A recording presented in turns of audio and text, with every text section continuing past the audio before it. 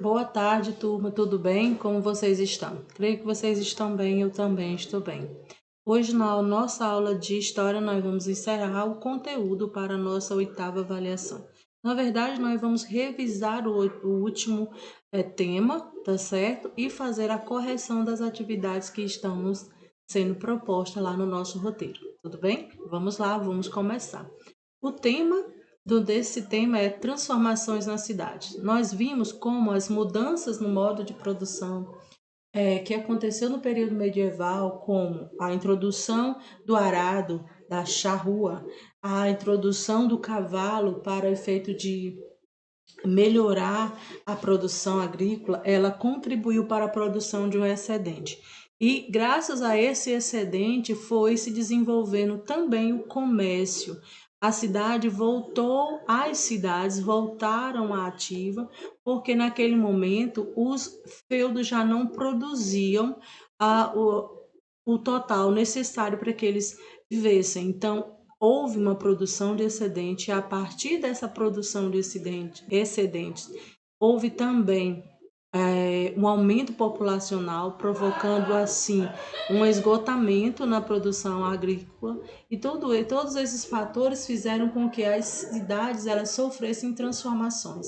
E essas transformações elas ocorreram a partir do século XI, não atingindo apenas só o meio rural, mas também as cidades. E com isso também houveram as cruzadas, né? E fechando o seu conceito, foram trocas comerciais também, né? E a produção de artesanal se ampliou, o que contribuiu para aumentar a circulação na cidade. Então, todos esses fatores, as mudanças no modo de produção, a introdução de técnicas agrícolas, a introdução de máquinas e ferramentas, embora que muito rudimentar para aquela época, houve, através dessa introdução, dessas transformações, uma transformação também na cidade. O trabalho artesanal naquela época, em grande parte, passou a ser organizado pelas corporações de ofício. Essas associações de trabalhadores reuniam artesãos que partilhavam as mesmas profissões, como ferreiros, tecelões e carpinteiros. Essas corporações de ofício tinham como objetivo defender os interesses dos artesãos em relação aos preços e aos padrões de qualidade dos produtos, por exemplo. Essas organizações também tinham uma participação ativa na comunidade local, como auxílio na construção de capelas e escolas. Então, a partir dessas mudanças ocorridas na cidade, houve a perspectiva de melhor qualidade de vida para as pessoas que saíam do feudo. Os feudos já não atendiam mais às suas necessidades na sua totalidade. Então, a cidade passou a se desenvolver, o comércio passou a existir, grupos profissionais começaram a se organizar nas corporações de ofício, e tudo isso possibilitou o crescimento do comércio, que por sua vez possibilitou o surgimento de novos grupos sociais, os comerciantes que acumularam riqueza, conhecido também como os burgueses. Com o tempo, esse grupo social foi se tornando cada vez mais importante, sobretudo com a ampliação das cidades que foram adquirindo certa independência em relação aos poderes dos senhores feudais. Vamos lá, vamos avançar. As atividades comerciais. Antes nós vimos que as atividades comerciais do mundo medieval, eles estavam atreladas o tempo todo à agricultura. Porém, com o advento do comércio, com o advento do crescimento das cidades, essas atividades econômicas elas acabaram sendo ampliadas. E as atividades comerciais foram as que mais cresceram diante daquela realidade daquela época. No auge do feudalismo, em que a maioria da população europeia vivia nos feudos, o comércio passava por um período de declínio. Porém, com as diversas transformações que atingiram a sociedade europeia, as trocas comerciais cresceram bastante. O comércio se desenvolvia principalmente nas regiões urbanas e nas feiras, que eram formadas em locais de encontro ao longo das rotas comerciais. As feiras, o que elas possibilitavam? Elas possibilitavam a reunião de comerciantes de diversas regiões que traziam mercadorias variadas. Contudo, um problema afetava as trocas comerciais: a grande diversidade de moeda existente naquela época. E para resolver essa questão, para facilitar as transações de moedas envolvendo moedas diferentes, surge aí um outro grupo social, que são os cambistas. Essas pessoas elas eram responsáveis por organizar as trocas comerciais e as negociações, verificando os valores das diversas moedas que reagiam à economia daquele período. Ao longo dos anos, essas trocas comerciais foram tornando mais complexas e os cambistas tornaram-se os banqueiros, fazendo também empréstimos e depósitos. Com isso, eles lucravam com a cobrança de juros e passavam a acumular riquezas. A Igreja Católica, por sua vez, condenava a prática da cobrança de juros, pois, de acordo com os princípios religiosos, os juros representavam o lucro da venda do tempo, um aspecto que pertence ao controle divino e não a um produto comum. Mudança na arquitetura das igrejas. Nós vimos as transformações que ocorreram no campo, posteriormente a das cidades, nós vimos as diferenciações e as transformações também nas atividades econômicas da época, e agora nós vamos ver a mudança que ocorreu na estrutura, na arquitetura das igrejas daquela época. Essas mudanças que vinham ocorrendo na sociedade europeia durante a Idade Média refletiu também na forma de organização das construções, inclusive da igreja.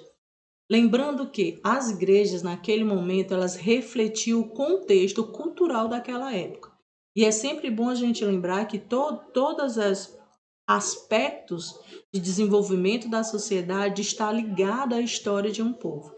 Enquanto esse povo era extremamente rural, a sua arquitetura se adequava a uma época, a uma estrutura. A partir do momento que há mudanças, e essas mudanças elas vêm trazendo inovação, as mudanças também vão ocorrer na arquitetura, principalmente da instituição que naquele momento ela tinha um grande poder.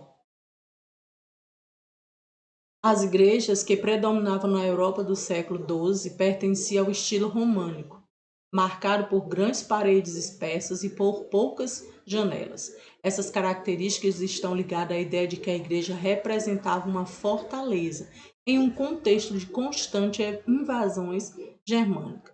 Com o fim das invasões e com as transformações que ampliaram a circulação de pessoas e do comércio, as igrejas passaram a ser construídas no estilo gótico, vertilizadas e com ampla janela a fim de obter luminosidade. Aqui você observa o quanto é belíssima essa construção.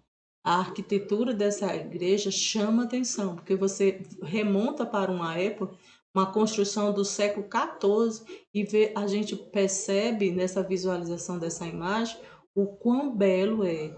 E os materiais empregados e o trabalho empregado nela são trabalhos e ferramentas daquela época, mas não deixa de ser belo. Olha só.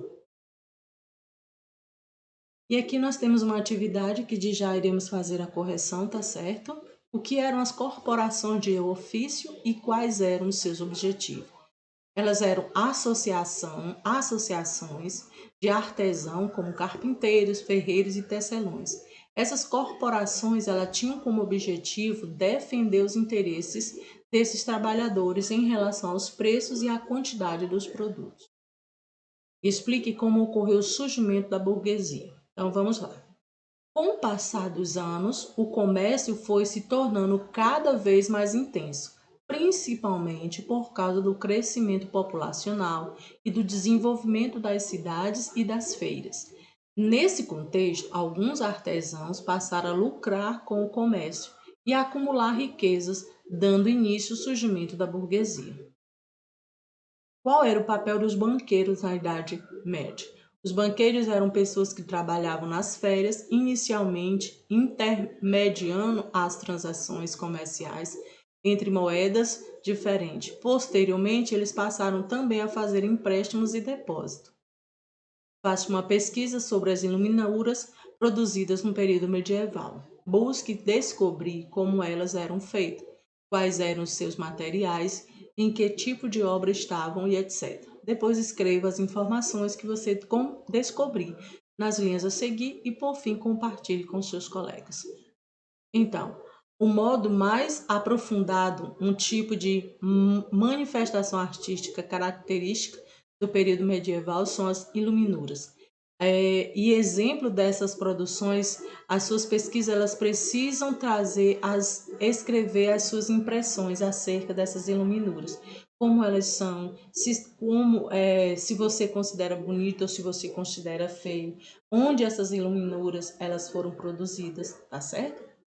E esse é um trabalho de pesquisa que eu quero ouvir, você que está remoto, manda o áudio, tá? E você que está em sala de aula, a gente fará a correção pessoalmente. Observe as imagens a seguir e descreva as igrejas que foram retratadas. Não esqueça de citar qual estilo artístico que pertence.